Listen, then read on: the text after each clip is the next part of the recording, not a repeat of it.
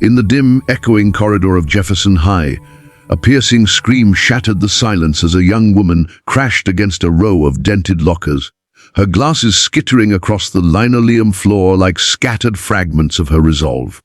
The air thickened with the jeers of 3 towering students, their laughter a cruel anthem to the chaos erupting around her. She was Miss Elena Torres, the school's newest math teacher, barely 25. Her dark hair tangled and her white blouse streaked with dust from the impact. No soul could have anticipated what would explode next. How this fragile-looking educator, quivering under the weight of their taunts, would unleash a whirlwind of precision and power that would send the bullies soaring in a blur of retribution. This is the epic of a hidden warrior, a shrouded past, and a moment of justice that would resonate through the halls of Jefferson High for decades to come. The day had broken with the soft hum of morning announcements drifting through the classroom. A ritual Elena clung to like a shield. She stood at the blackboard, her chalk gliding across the slate as she etched elegant equations, her students scribbling in a mix of apathy and curiosity. Her voice, gentle yet threaded with an iron will, carried the wisdom of someone who had conquered numbers, but her hazel eyes betrayed a flicker of unease. She was an outsider in this gritty suburb, a Chicago South Side native transplanted to these unfamiliar halls, her soft demeanor a stark foil to the hardened students she taught.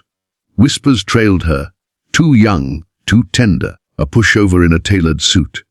The principal, Mr. Hargrove, a wary veteran of the school's battles, had warned her about the trio: Jake, a linebacker with a grudge against the world, Marcus, his sly accomplice, and Tyler, the silent enforcer who fed on others' fear. They were the untouchable kings of the corridor, and on this fateful day, they had marked her as their target.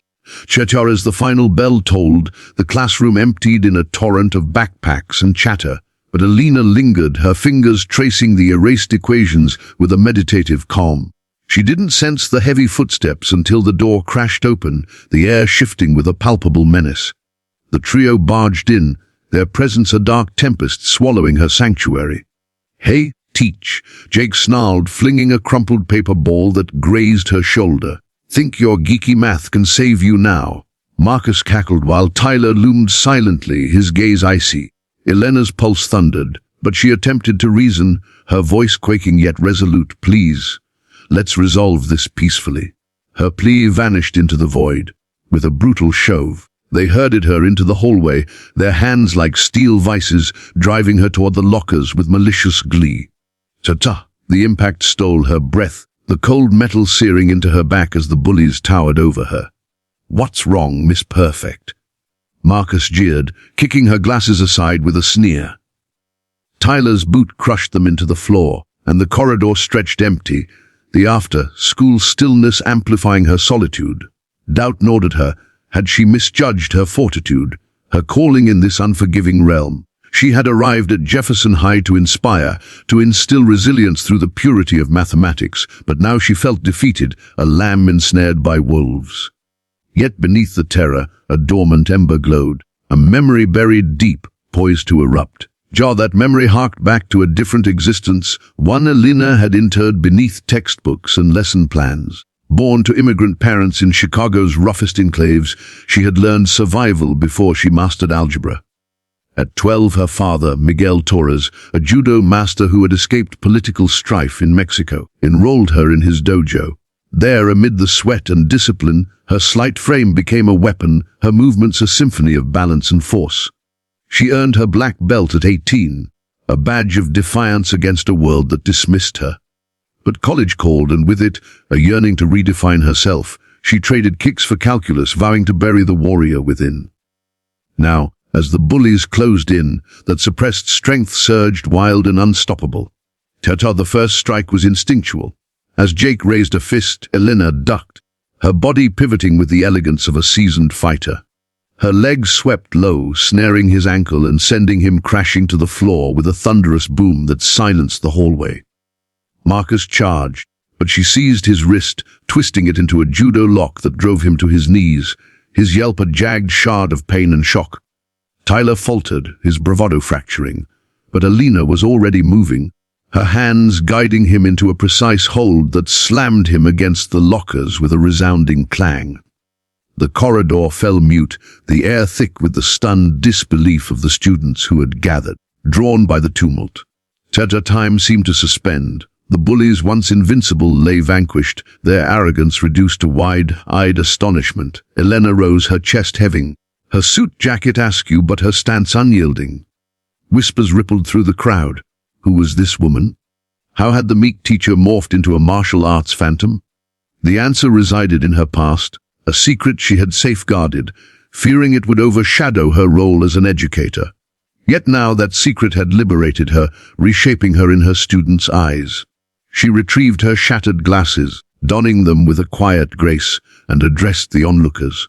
"Class is dismissed," she declared, her voice steady, a new authority woven into her words. The tale spread like wildfire, igniting Jefferson High with awe and conjecture. The next morning, Mr. Hargrove summoned her to his office, his expression a tapestry of concern and fascination. The school board deliberated, weighing disciplinary action against the bullies, but a tide of student support swelled in her favor, their respect cemented by her unforeseen valor. Jake, Marcus, and Tyler faced suspension. Their reign of terror splintered. Elena's classroom, once a war zone of murmurs, evolved into a bastion of learning, her lessons now imbued with a quiet power. She launched optional self-defense workshops, teaching not merely math but the art of resilience. The girl thrust into lockers had ascended to legend, her judo belt a silent totem of justice. Yet the saga deepened with the arrival of Daniel Carter, a lanky sophomore with a haunted stare who had witnessed the confrontation from the fringes. Daniel bore his own scars. His father, a discharged Marine named Robert, had spiraled into alcoholism, turning Daniel into a punching bag for his rage. School was his haven, but Jake's crew had preyed on him too, their taunts echoing his father's cruelty. That day, seeing Elena rise, an ember of hope flickered in him. He approached her after class, his voice a fragile whisper. "Can you teach me that?" Elena recognized the plea in his eyes and nodded, seeing a reflection of her younger self. Their bond blossomed, a mentor-student pact that would challenge them both. Weeks later, the tension reignited when Jake, stung by humiliation, plotted revenge. He enlisted a rogue faction. Older dropouts from the neighborhood, hardened by street life, cornering Elena and Daniel near the gym after hours. The odds loomed dire 6 against 2, but Elena's training ignited. She fought with surgical precision, wielding the environment, lockers, benches, a stray basketball, to disarm her foes. Daniel, raw but determined, mirrored her moves, his fear transmuting into rage as he executed a shaky yet effective throw. The skirmish concluded with the gang retreating, their pride shattered, and Daniel standing taller, a spark of confidence kindling within. The twist emerged when a grainy security tape surfaced, capturing the Millie.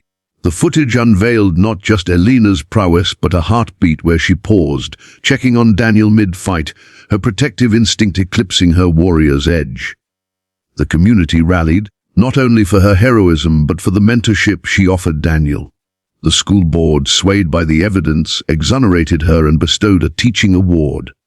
Daniel's father, glimpsing his son's newfound strength on a local news broadcast, sought rehabilitation, marking the dawn of his redemption. Elena's past, once a burden, became her legacy, redefining her as a pillar of resilience. Months later, as the clock ticked toward 04:03 MST on Monday, November 10, 2025, a pre-dawn hour of quiet reflection, Jefferson High thrummed with a new vitality. Elena's workshops flourished, drawing a diverse cohort, including Aisha, a shy freshman dreaming of military service, who found her voice under Elena's guidance.